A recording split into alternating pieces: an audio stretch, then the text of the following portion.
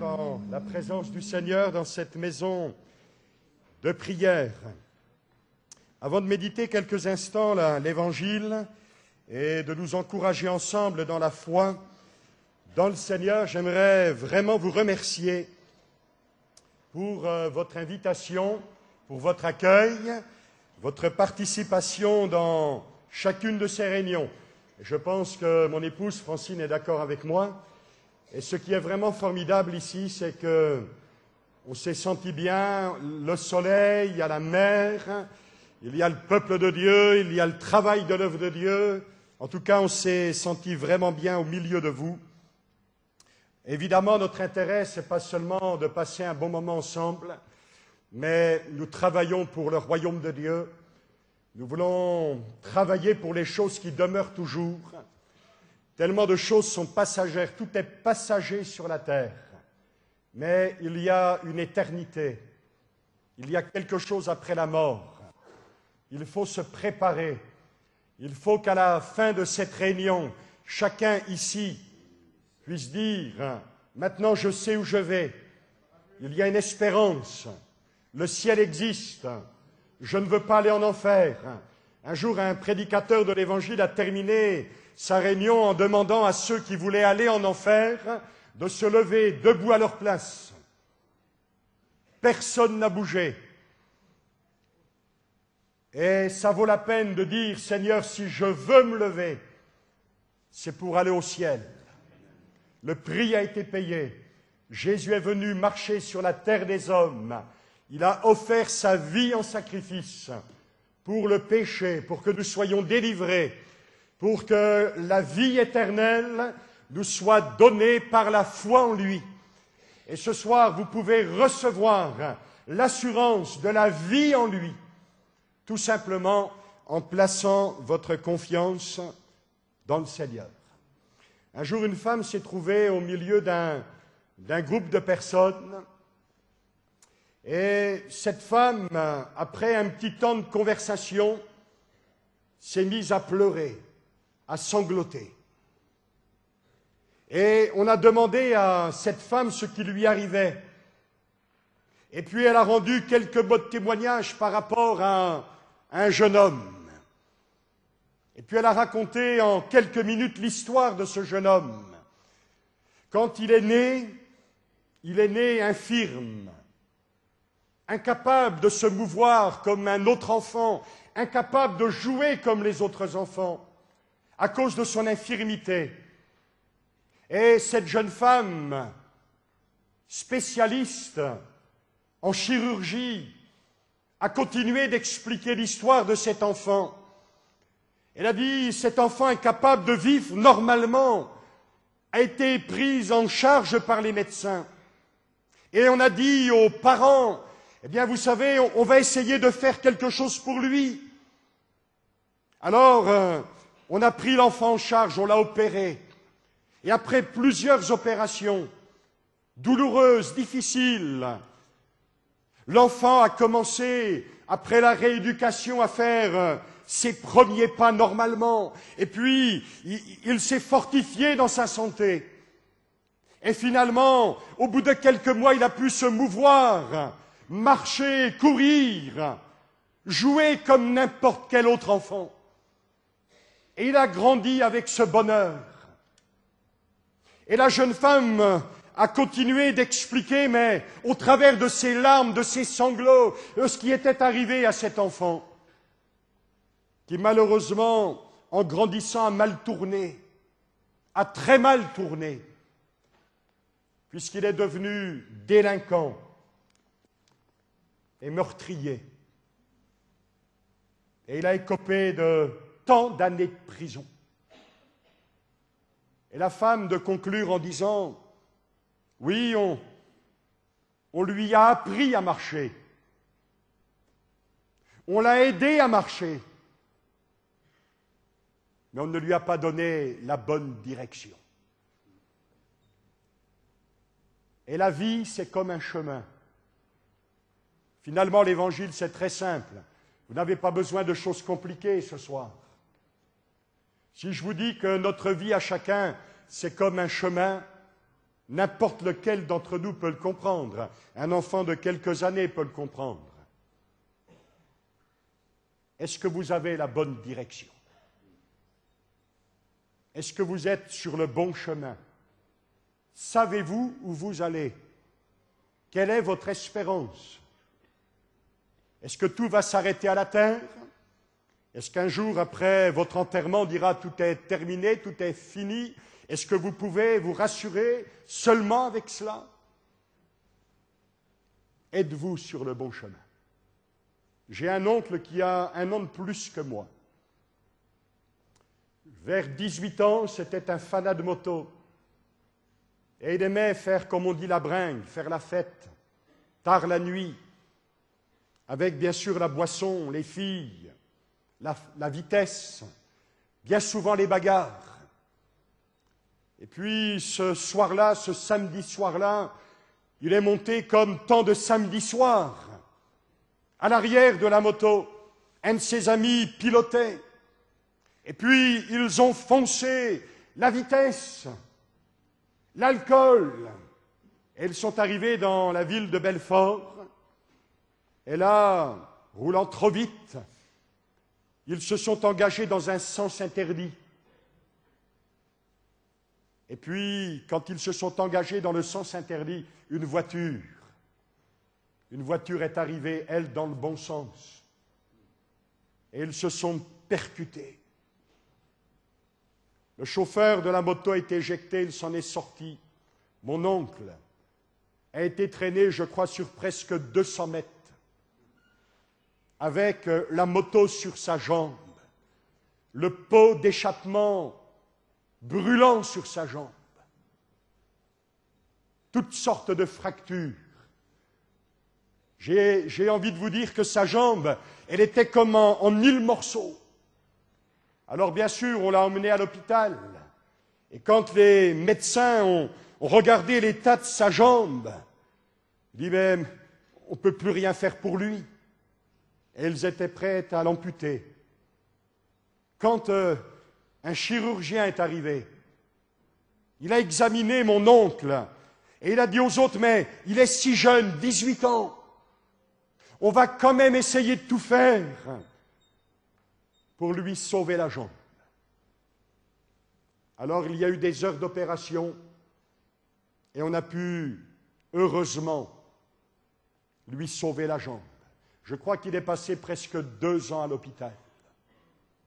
Vous ne trouvez pas que ça coûte cher quand on n'est pas sur la bonne route, quand on n'est pas sur le bon chemin? Vous ne pensez pas que ça coûte cher les sens interdits dans notre vie? Oh, ça peut marcher pendant un certain temps, ça peut courir, ça peut aller vite, ça peut aller fort, on va s'en sortir. Oh, on le fait une dernière fois, ce sera peut-être la dernière piqûre, c'est la dernière fois que je trompe ma femme, c'est la dernière fois que je prends un verre, c'est la dernière fois que je joue. Mais ça coûte si cher de prendre des sens interdits. Un jour, un homme est entré dans un café, et puis il s'est arrêté sur le pas de la porte et il a sorti 1 mètre de sa poche et il a commencé à mesurer l'encadrement de la porte, tant de hauteur, tant de largeur. Et puis à nouveau, il a mesuré l'autre côté de la porte, il a mesuré la parterre. Alors les gens dans le café, le patron, ils ont tous été étonnés, mais qu'est-ce que tu fais? Et lui, il a expliqué que par cette porte étaient passés tous ses meubles, tous ses salaires, pendant si longtemps. Il dit, par cette porte sont passés ma femme et mes enfants. Dans l'encadrement de cette porte, juste le temps de m'installer au bar, j'ai tout perdu, tout perdu. Ça coûte tellement cher d'être sur le mauvais chemin. La Bible dit, nous sommes pèlerins, voyageurs. Tôt ou tard, il faudra entrer dans l'éternité, qu'on y croit ou non, qu'on le veuille ou pas. On ne peut pas empêcher cette route, on ne peut pas empêcher d'arriver à cet endroit-là. Personne, riche, pauvre, connu, anonyme, qu'on le veuille ou non, qu'on soit malade, qu'on meure en bonne santé, il faut arriver de l'autre côté. La Bible dit, il est réservé aux hommes de mourir une seule fois. Après quoi vient le jugement. Mais il est aussi écrit, quelle formidable nouvelle. L'apôtre Paul l'a enseigné aux chrétiens, il l'a signalé au travers de ses écrits aux Romains. Il a dit, il n'y a plus aucune condamnation pour ceux qui sont en Jésus-Christ. Amen. Un seul a pu dire, je suis le chemin, la vérité et la vie. Nul ne vient au Père que par moi. Est-ce que vous êtes sur ce chemin-là? Lisez avec moi quelques versets dans Matthieu chapitre 8. Matthieu chapitre 8. Prenons le temps de lire quelques-uns de ces versets, tout simplement. Et puis, on peut se retrouver sur ces chemins-là. On peut s'y reconnaître ce soir. Mais si sur le chemin sur lequel nous sommes engagés, Jésus vient nous y croiser, Jésus vient nous y rejoindre, alors tout peut changer. Tout peut changer. Regardez le verset 1er. Lorsque Jésus fut descendu de la montagne, une grande foule le suivit. Voici un lépreux s'étant approché, se prosterna devant lui et dit, Seigneur, si tu le veux, tu peux me rendre pur. Jésus étendit la main, le toucha, il dit, je le veux, sois pur. Et aussitôt il fut purifié de sa lèpre.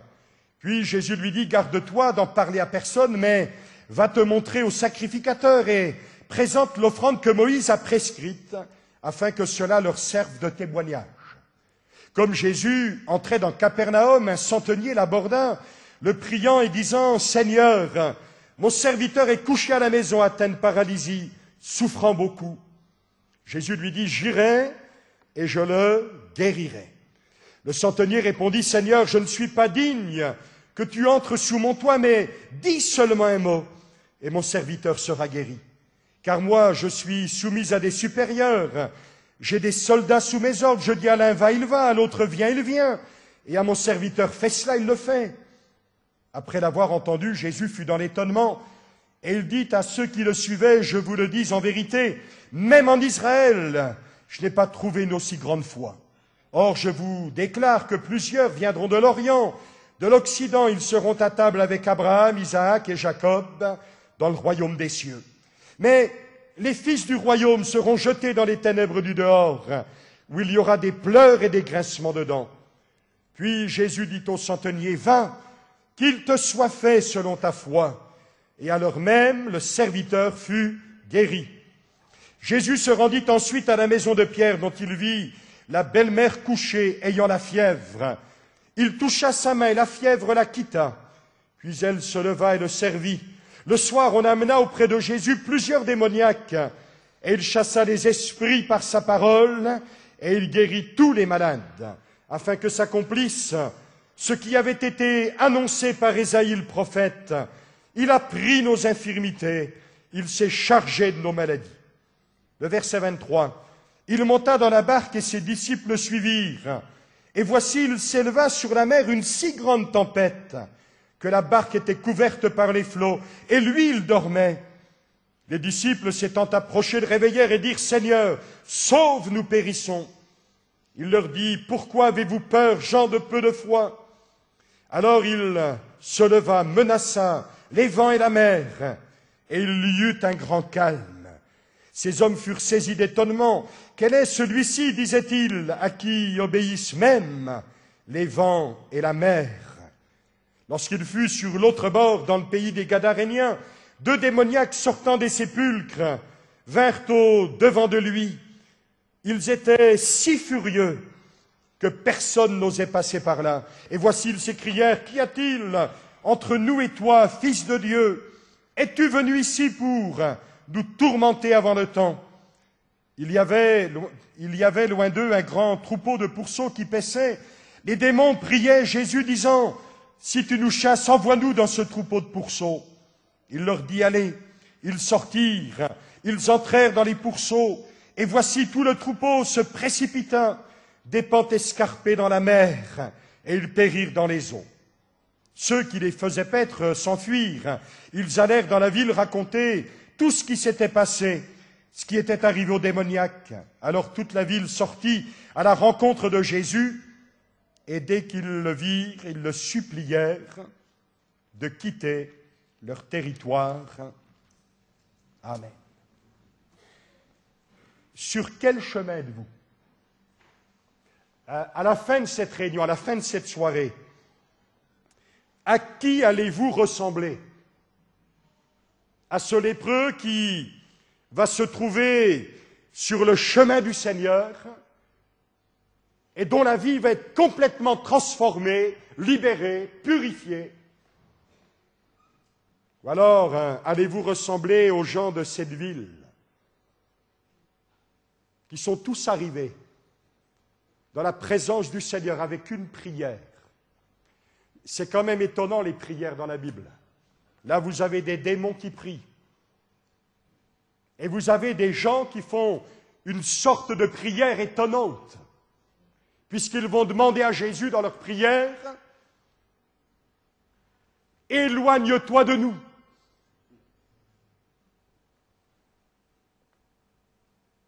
Est-ce que vous allez être comme le lépreux? Seigneur, purifie-moi, transforme-moi, change-moi. Je suis au bout du rouleau, je ne m'en sors pas.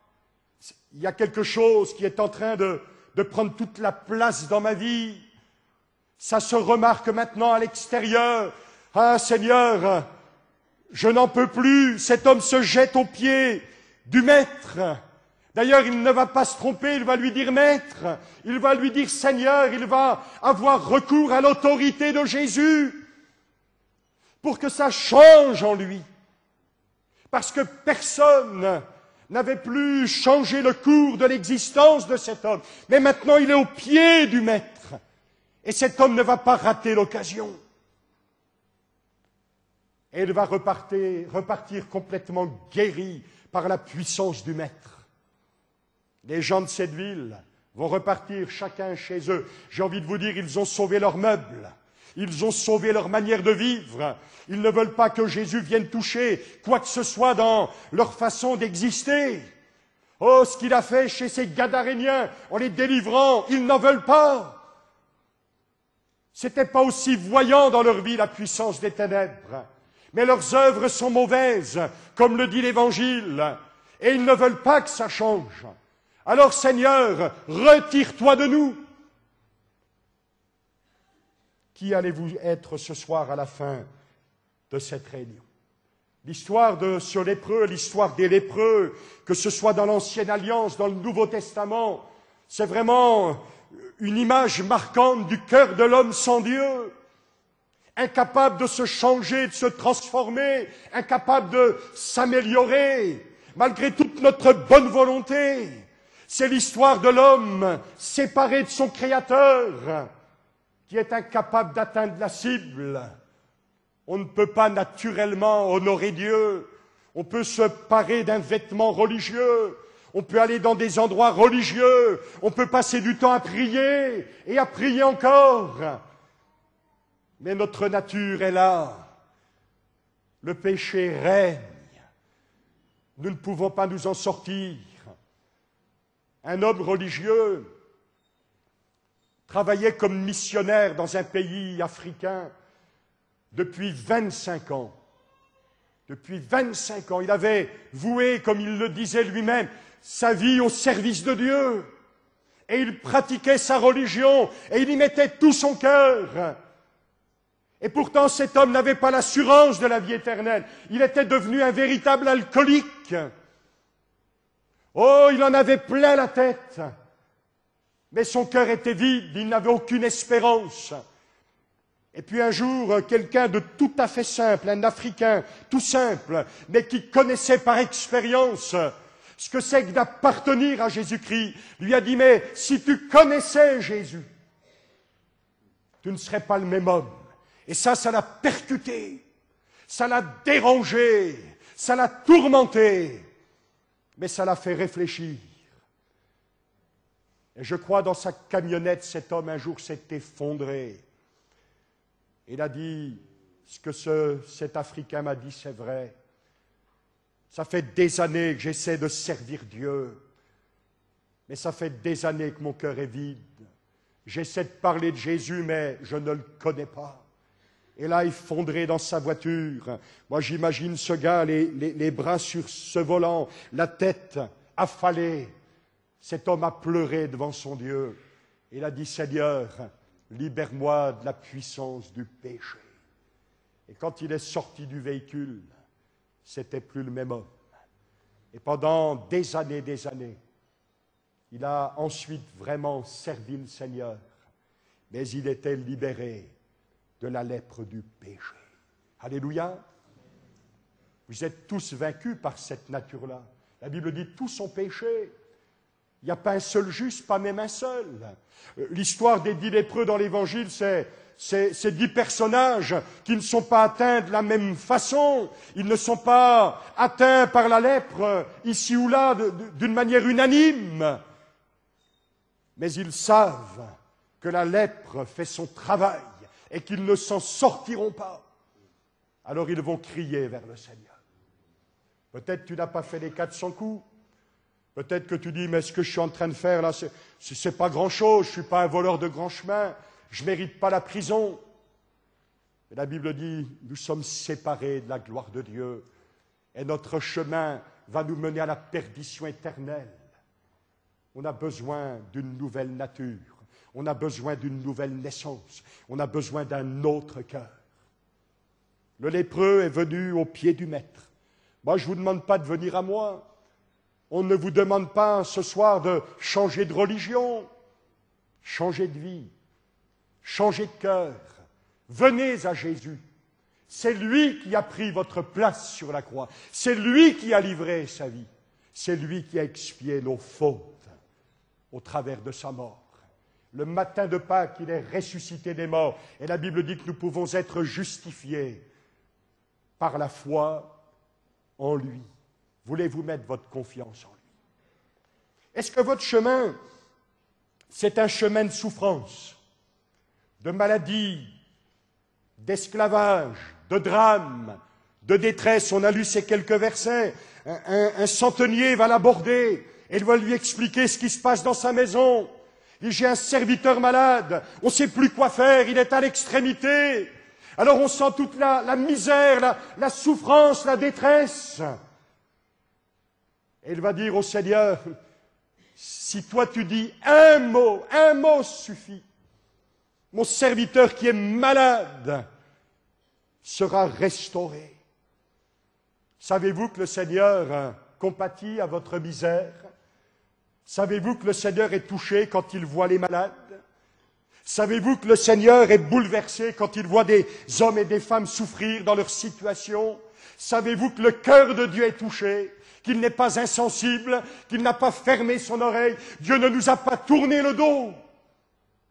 Mais la Bible dit, Dieu souffre avec nous. Dieu a tellement aimé le monde qu'il a donné son Fils, pour que ce Fils puisse nous dire, le Père vous aime. Là, dans ce texte, non seulement le serviteur, mais dans les villages, on a amené les malades au pied du Maître, on a amené les gens possédés au pied de Jésus.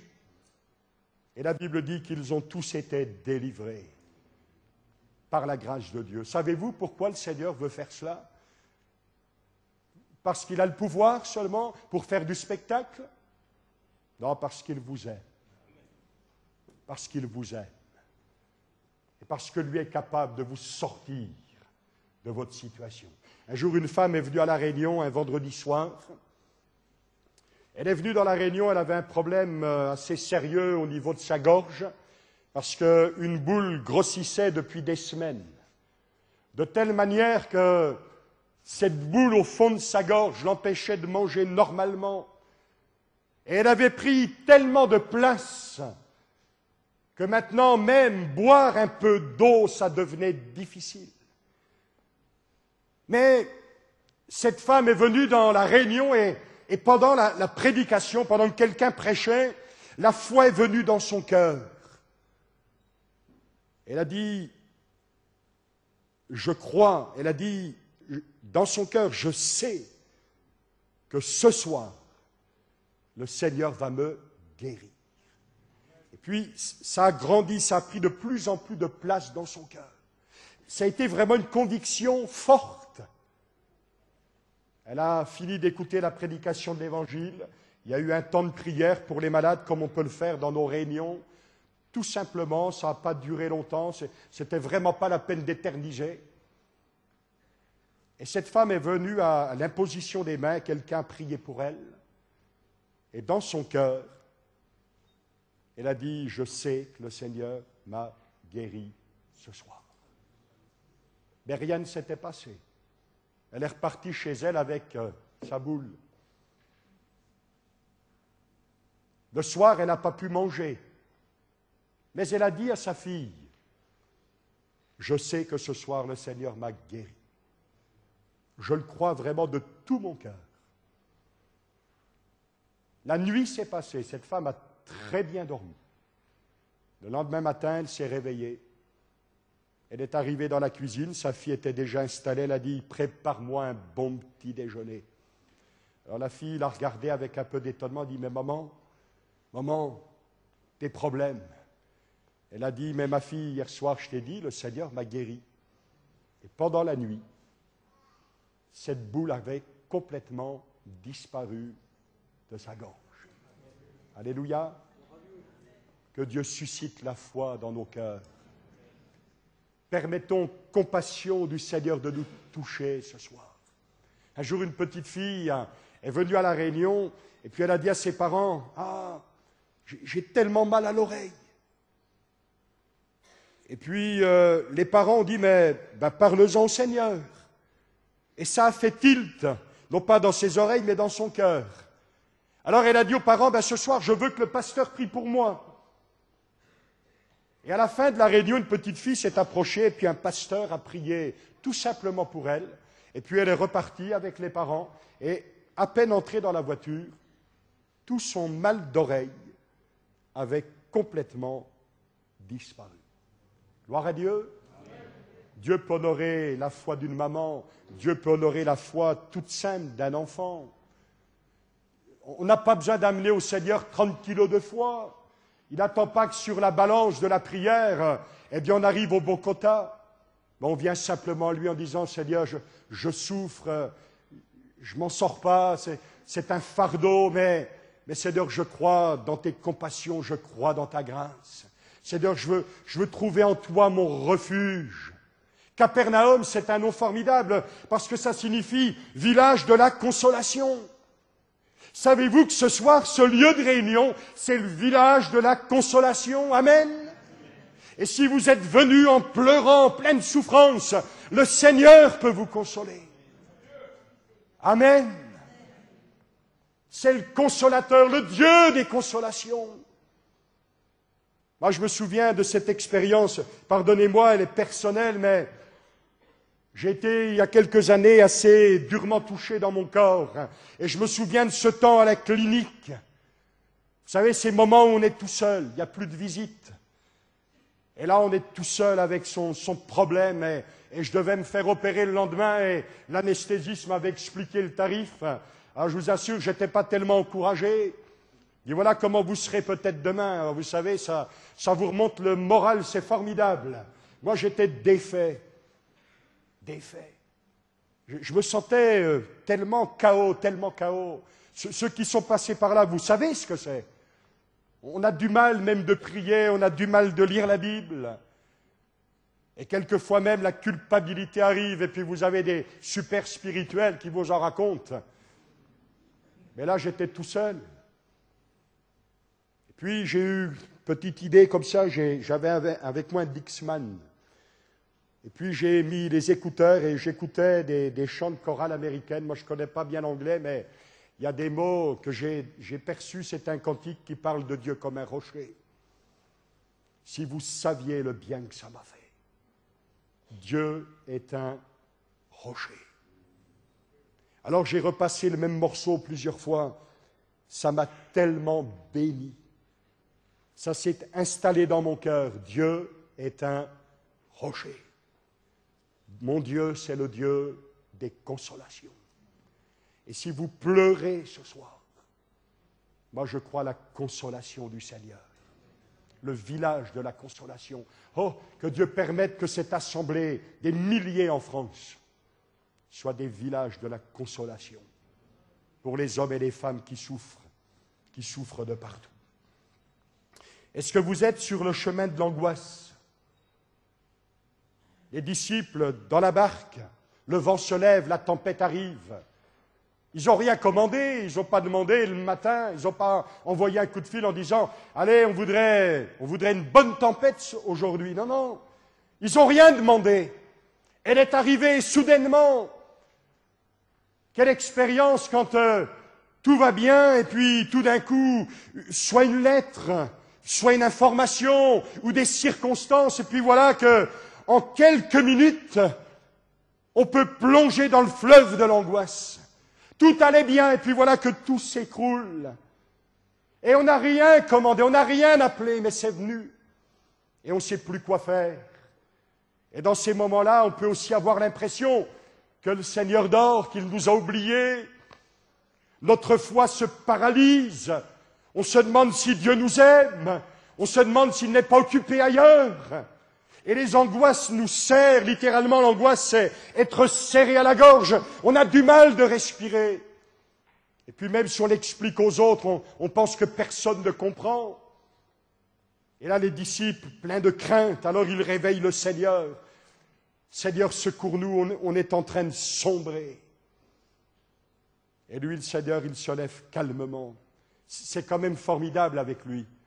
Ce qui nous paralyse, ce qui nous fait peur, ce qui nous anéantit, ça ne le touche pas, ça ne le renverse pas, ça ne peut pas l'anéantir lui, mais il se lève et il commande au vent et à la mer.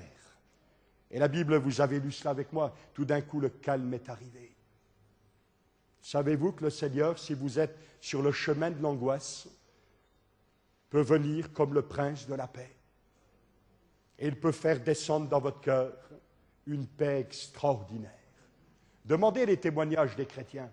Et ils vous diront que dans bien des circonstances très difficiles de leur chemin, le Seigneur est venu comme le prince de la paix. C'est quelqu'un de formidable. Ça vaut la peine de lui dire, Seigneur, prends la barre. Ça vaut la peine de lui dire, Seigneur, allez, viens dans la barque, conduis-moi sur l'autre bord. Il n'a jamais failli, ne faillira jamais. Est-ce que quelqu'un vit dans l'angoisse de la mort? Vous sentez que vos jours arrivent au terme. Et là, l'adversaire essaie d'en profiter. Et il essaie de remplir votre cœur d'angoisse. J'aimerais vous dire, ils l'ont chanté, je crois, tout à l'heure. Même si on traverse la vallée de l'ombre de la mort, même si on sent le souffle de l'ombre de la mort, même si les ténèbres commencent à s'épaissir, c'est un berger extraordinaire qui nous a pris en charge. Et il nous prendra en charge jusqu'à la fin.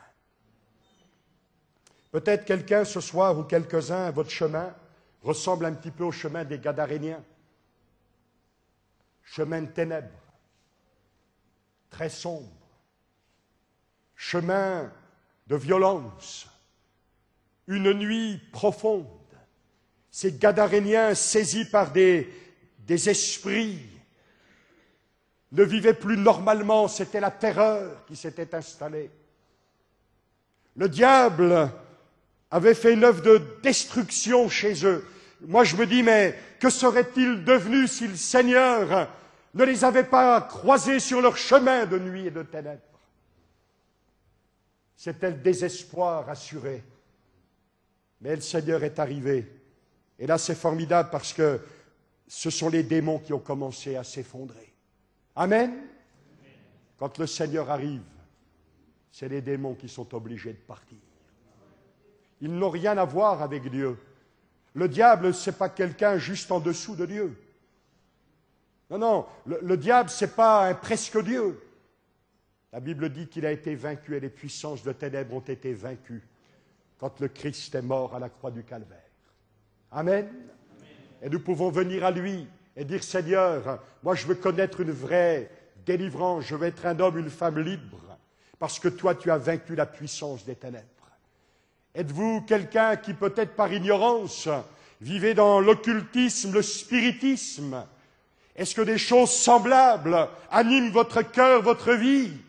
Et maintenant, eh bien c'est plus fort que vous, et vous ne savez pas comment vous en défaire, comment être délivré de ces choses. Alors venez au Seigneur ce soir, venez à ses pieds, invoquez-le comme votre maître, demandez-lui de vous sauver, et le Seigneur le fera parce qu'il vous aime. Je n'ai pas lu ces quelques versets, est-ce qu'on peut les lire ensemble? On peut lire, si vous le voulez bien, au chapitre 8, verset 18, Jésus, voyant une grande foule autour de lui, donna l'ordre de passer sur l'autre bord. Un scribe s'approcha et lui dit, Maître, je te suivrai partout où tu iras. Jésus lui répondit, les renards ont des tanières, les oiseaux du ciel ont des nids, mais le Fils de l'homme n'a pas un lieu où il puisse reposer sa tête. Un autre d'entre les disciples lui dit, Seigneur, permets-moi d'aller d'abord ensevelir mon Père. Mais Jésus lui répondit, suis-moi et laisse les morts ensevelir leurs morts. Voyez-vous, le Seigneur nous rejoint sur notre chemin, comme le lépreux, le chemin du péché. On ne peut pas s'en sortir, mais il est le Sauveur. Le Seigneur peut nous rejoindre sur notre chemin de détresse, de maladie, de souffrance, de pleurs, pour nous bénir. Le Seigneur est capable d'installer une paix merveilleuse dans notre cœur et capable de calmer n'importe quelle tempête. Et si même quelquefois il permet que la tempête continue, il est capable de nous donner la sécurité au milieu de la tempête. Le Seigneur est capable de délivrer n'importe qui de la puissance des ténèbres. Mais à un moment donné, le Seigneur nous dit, ça c'était ton chemin, et puis voilà ce que je suis capable de faire pour toi. Mais il vient aussi, il s'approche de nous en nous disant, ça c'est mon chemin, ça c'est ma voie, cela c'est ma direction. Et tu as besoin de me suivre. Et je voudrais, si ça n'est pas fait ce soir, que plusieurs d'entre vous, vous puissiez venir sur le chemin de la conversion, sur le chemin où vous allez abandonner toute votre vie entre les mains du Seigneur. Où vous allez dire, maintenant, Seigneur, j'ai compris le message, je sais qui tu es, et je ne veux plus ou je ne veux pas me laisser arrêter par quoi que ce soit ni par personne. Parce que ça vaut la peine de te suivre, toi, qui es le chemin, la vérité et la vie. Alors le Seigneur dit, voilà ce que ça coûte. Et le chemin de la conversion, ça coûte. Le chemin du salut, oui, c'est un certain prix aussi pour nous les hommes, parce que nous devons lui abandonner notre vie et ne pas retourner en arrière. Nous devons prendre position. Et la Bible parle d'engagement. L'Écriture parle de devenir un disciple, non pas un religieux de plus sur la terre, mais un disciple du Seigneur Jésus-Christ. Et cela, ça fait appel à notre volonté, ça fait appel à notre décision, à notre réflexion. Personne ne peut choisir à votre place. La foi des autres n'est pas suffisante. Il faut vous exercer votre foi. Ce qu'ont les autres décidé, c'est bien pour eux, mais vous, vous avez besoin de prendre une décision. Jésus a dit, nul ne peut servir de maître.